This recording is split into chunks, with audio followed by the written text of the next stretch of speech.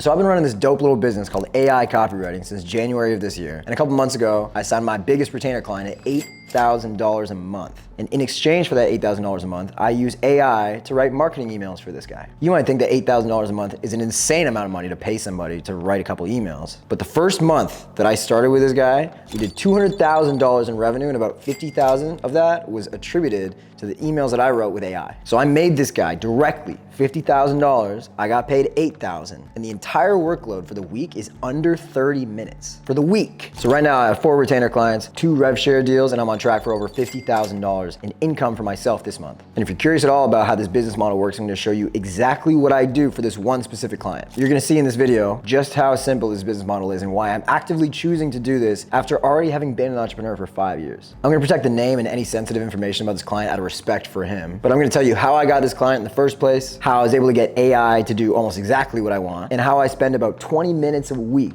fulfilling the work for this client that I get paid about $96,000 a year from. This is the dead honest truth of what this looks like. You're gonna watch this and think this is some sort of a joke. What you're about to see is literally all I do for this client. So quick disclaimer before I show you all this stuff, which you're really gonna like, by the way. You are highly unlikely to get a client like this off the bat. The chances of you starting from zero and getting an $8,000 a month retainer client like this, it's near zero. What is much more likely is that you land a client like this paying $2,000 to $5,000 a month. And this is something that can absolutely be done within about a month of starting this. So I've been in the game for a while. I know that I'm good at what I do, and this is a banger opportunity that kind of just got placed in my lap. But regardless, you can land 2 to 4 clients like this, work about an hour or so a week, and stack multi-6 figures a year with AI copywriting. So now that that's out of the way, let's get into it. By the way, all of the content I make on this channel is about AI copywriting. If you're interested in this business model and how it works, just subscribe.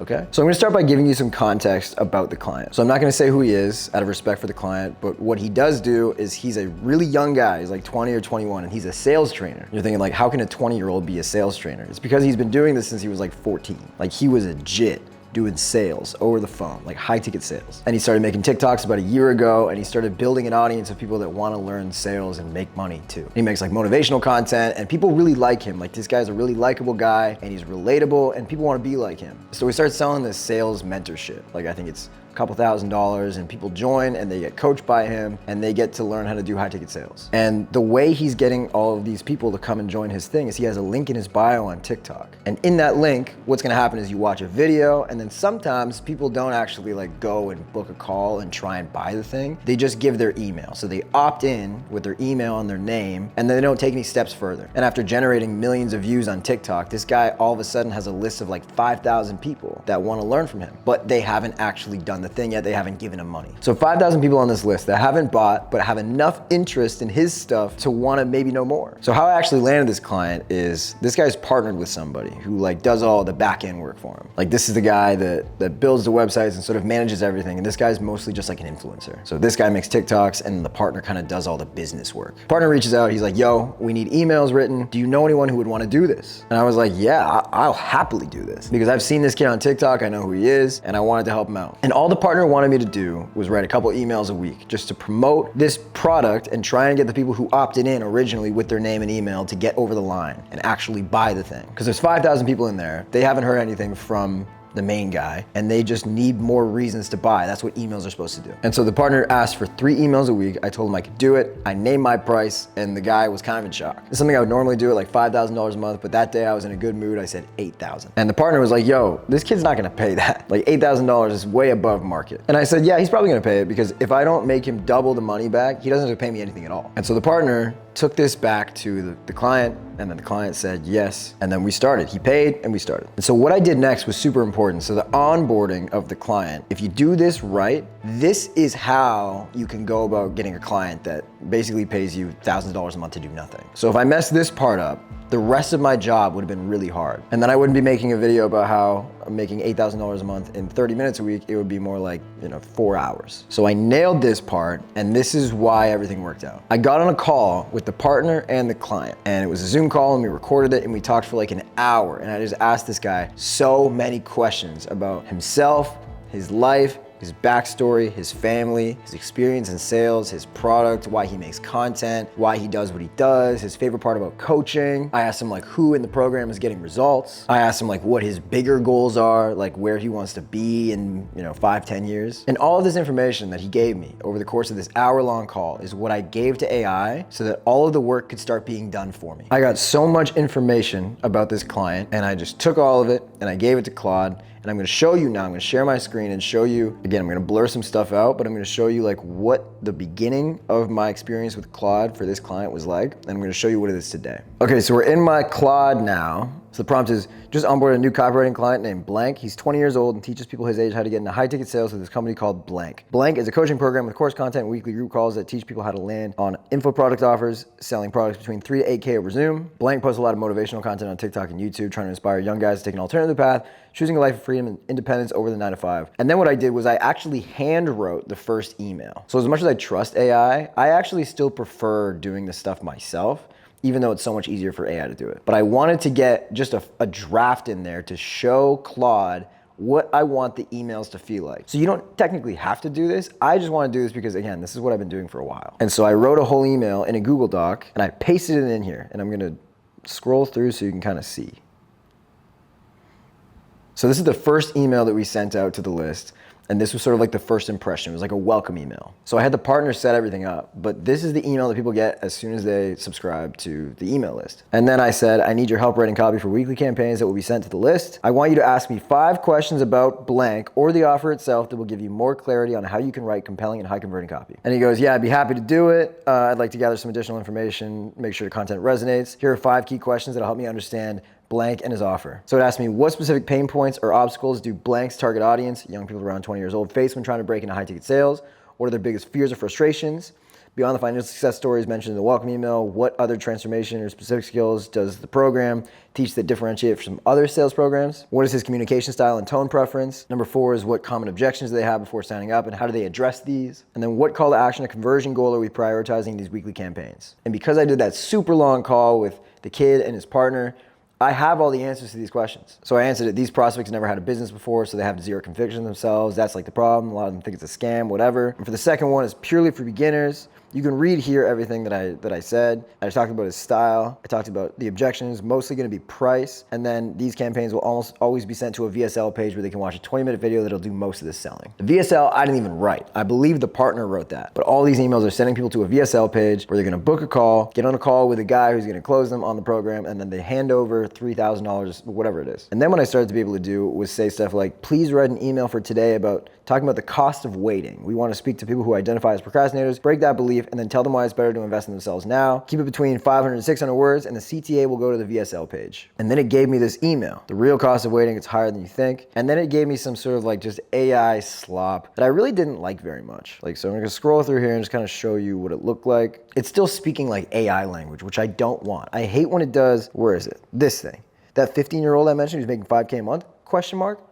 Why do you put a question mark there? And I didn't see any M dashes because I think Claude is better at that than ChatGPT is, but even still, you can tell the cadence is very AI. And so I wasn't happy with that email, so I re-prompted it and I said, okay, this is a little bit generic. Start with a hook of how much money did you lose today? That'll be the angle we run with. How much money have you lost today? Is it 200, maybe 500? If you've known about high ticket sales for 6 months and haven't acted on it, probably lost over $1,000 today because that's what you would make today if you acted on this earlier. Build an email around that concept. Okay, so I gave it exactly basically what to say. And so you're thinking like, all right, now it's getting a little bit in the weeds because you might not be able to think of something like this. But guess what? I borrowed it from somebody else. I didn't think of that. You think I'm smart enough to think of that? I'm subscribed to so many email lists. I saw that probably a year ago somewhere else. And so now it went from basically me writing all the emails myself, which was the first stage of it, to then prompting it with a little bit more information and sort of giving it like a hook, giving it something to work around. Then I got this email back and it's a lot better. And then I said, we need to dial back the tone of voice though. I don't want to swear too much and I don't want to use all caps because it was like going crazy. If there's something we want to emphasize, we can bold or italicize it. We want the vibe of this to be much more confident, a little more mature. Yes, he's a young kid, but he also thinks of himself as better than the average 21 or 20-year-old because he's accomplished so much to make this sound a little more grounded. So I'm basically coaching